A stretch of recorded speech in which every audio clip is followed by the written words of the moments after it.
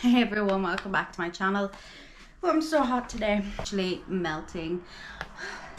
I'm going to do a little bit of light makeup because I'm not doing too much today, but I want to do a bit of makeup during this video because I did one the other day where I didn't put on makeup during it, and I do it really much, and I quite like doing my makeup while doing videos, especially when they're like a little bit longer, and it makes me feel a little bit better.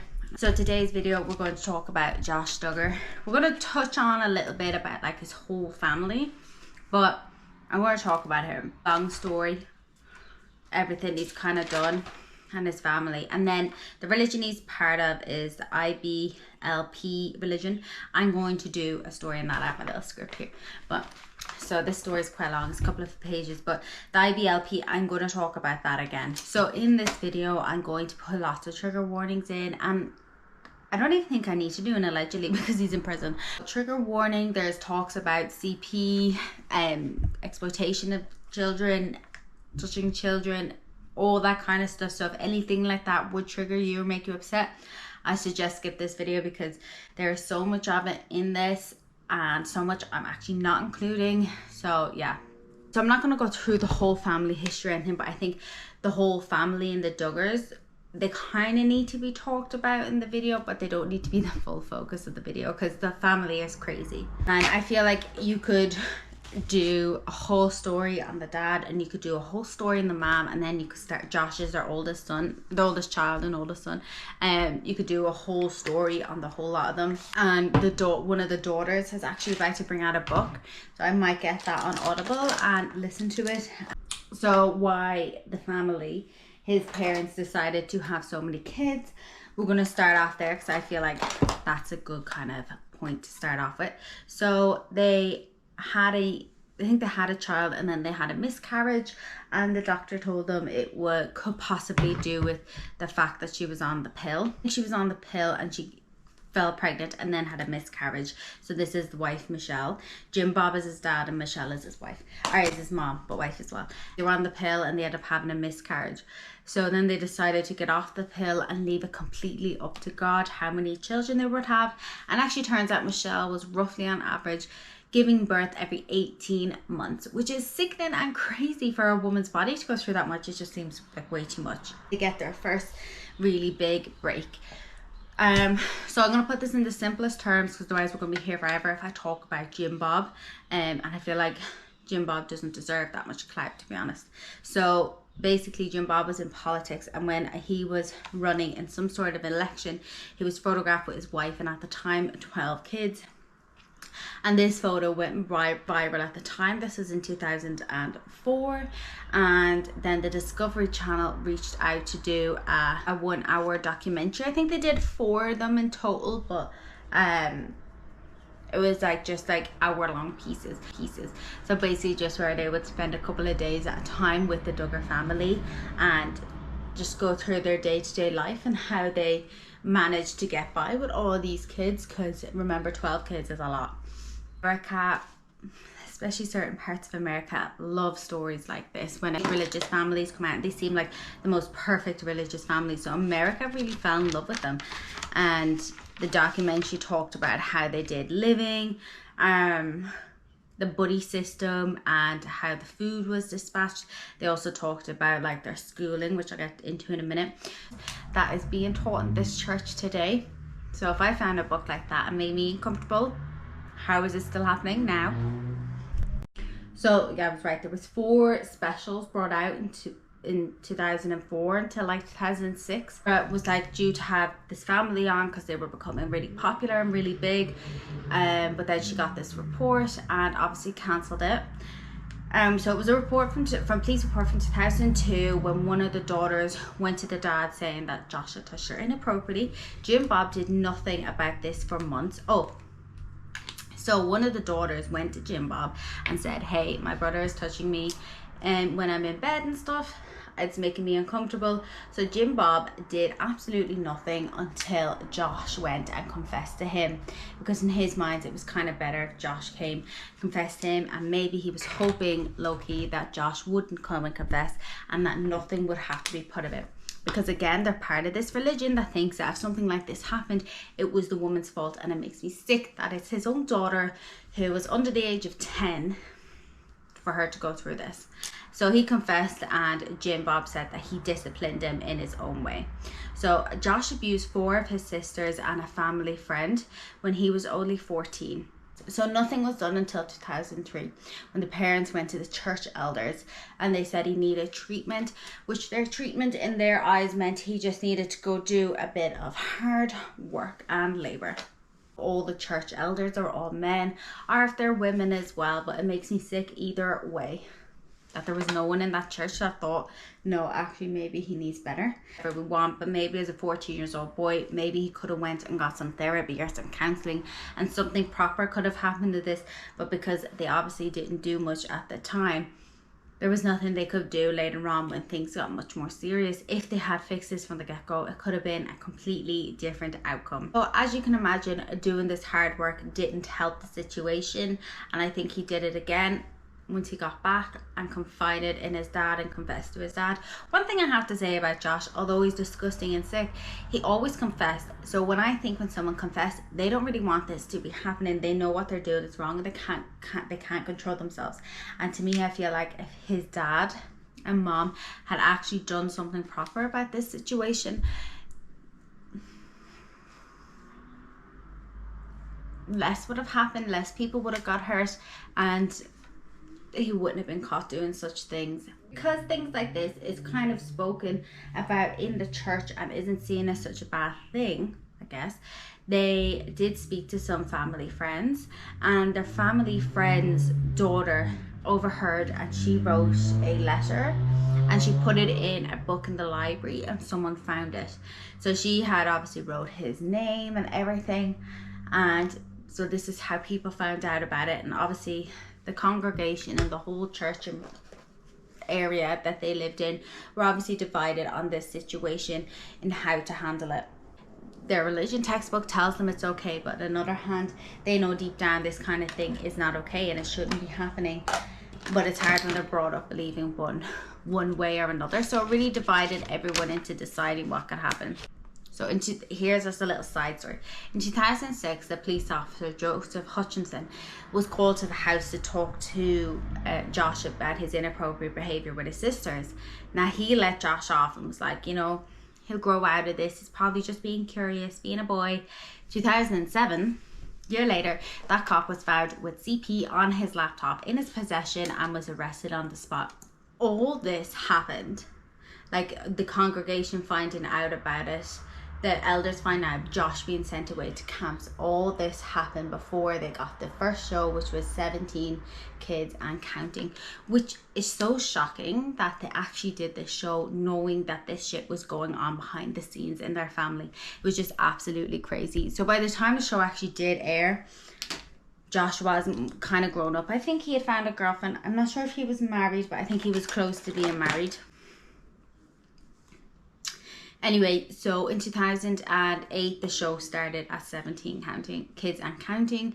Then in 2015, In Touch magazine got a hold of the police report from 2006, which really opened up a whole investigation to the world. And TLC pulled the plug on the show, but not forever, because they did come back with spin-off shows of the kids and stuff, of some of the older kids that had their own children and stuff. So to me, they didn't really pull the plug, they just pulled it for a little while just to relax, just to take the heat off. So the Duggar family came out with a statement, and basically, I'm not going to read the whole statement, I'm just going to go over it. Basically what they said was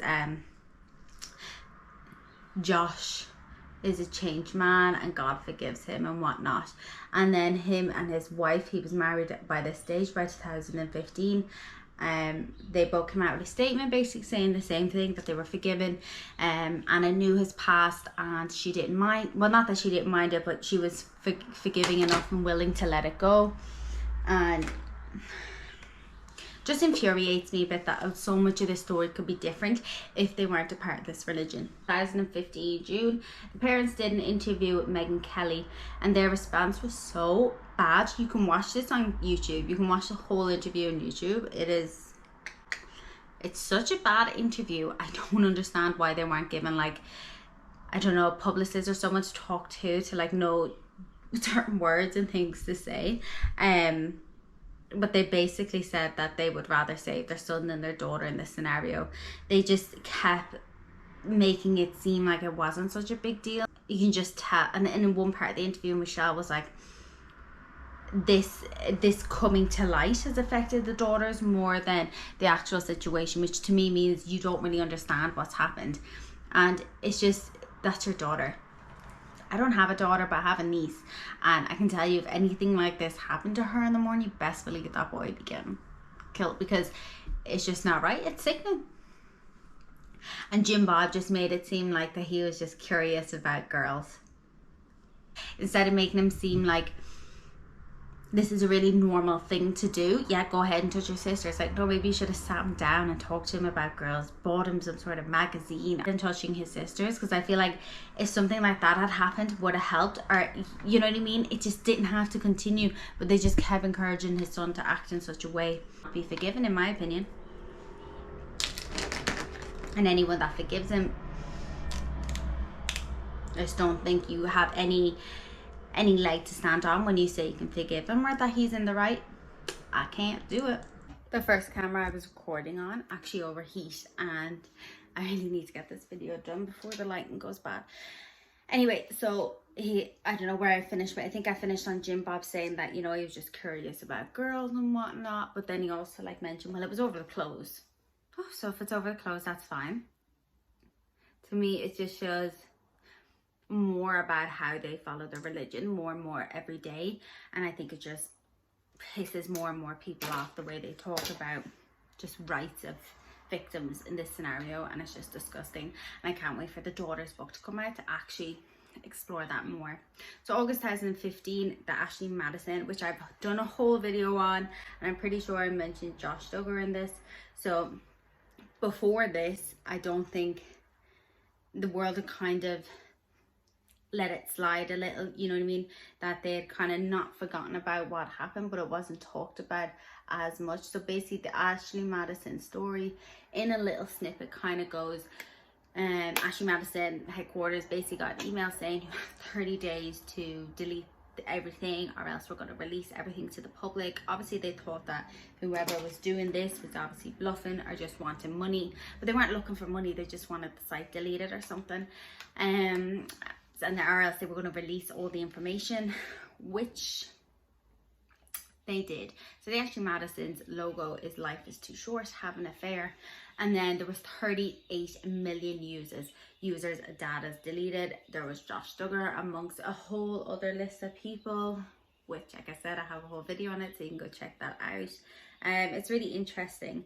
I mean, to be honest, I think the Ashley Madison, the founders of it, they're genius. I don't agree with it, but they're genius in this scenario, coming up with something as simple as this, making it seem so secretive. And it actually is still a company today that is operating and still open. People must be still using it, but anyway, so I won't talk too much about that.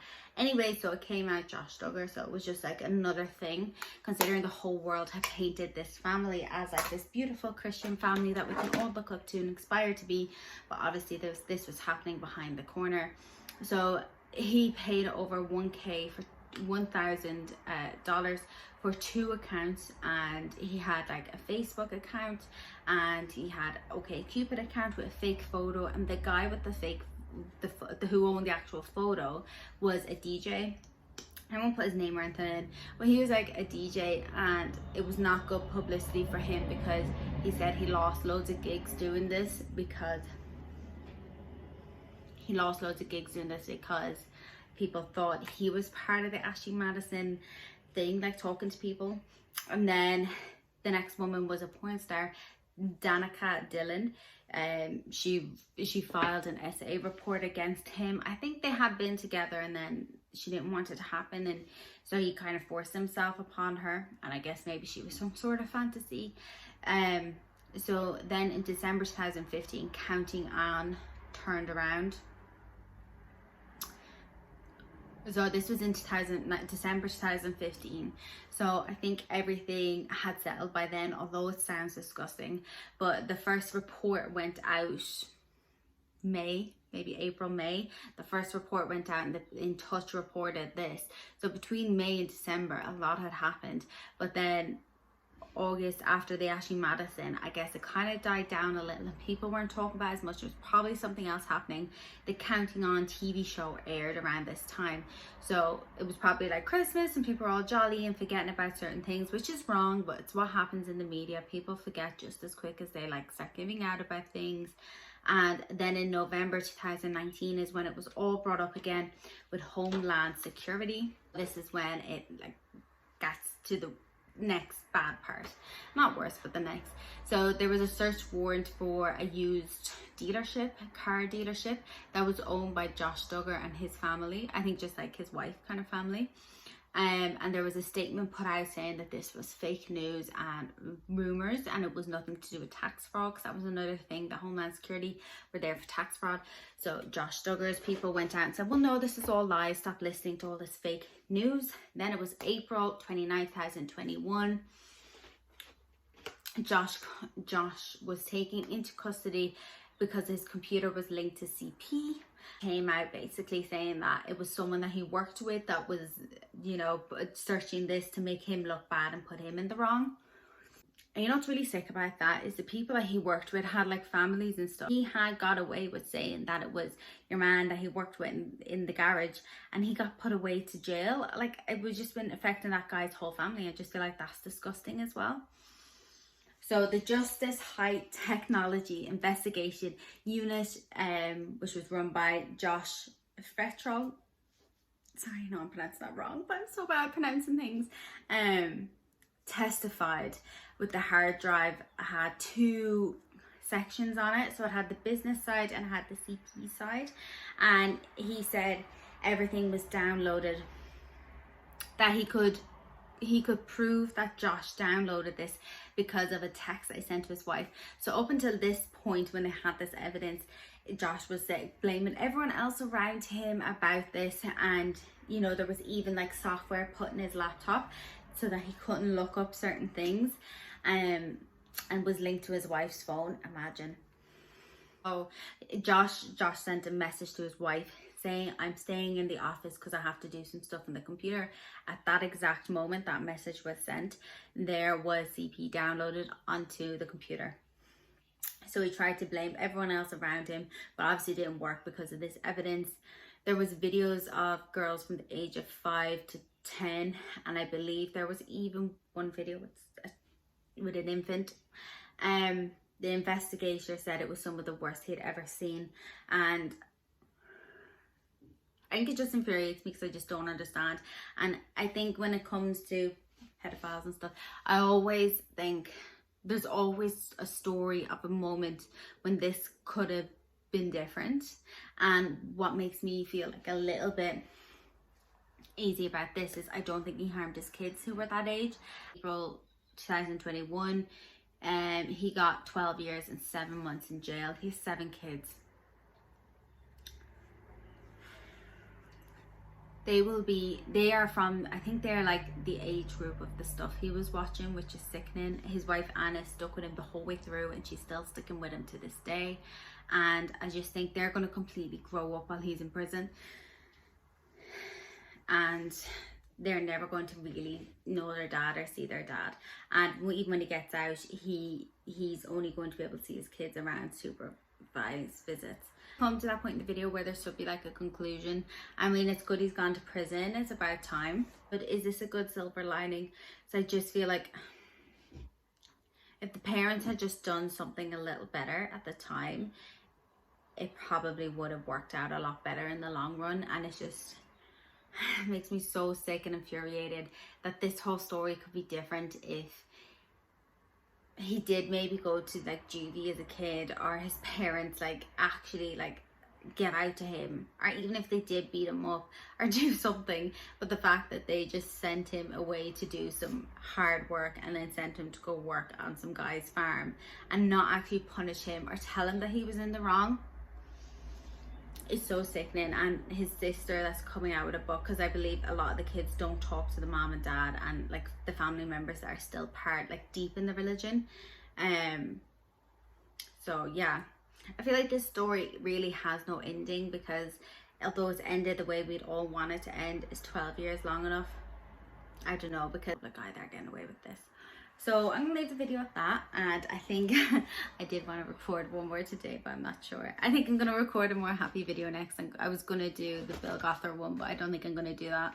I have a couple of scripts wrote out. I'm gonna talk about the Meghan and Harry and my thoughts on it. I think that will probably like cheer me up a little rather than bring me like down, so I'm going to do that next. But thank you so much for watching this video. I kind of hope you learned something new. Let me know in the comments below if there's anything you want me to talk about next, and I'll see you soon.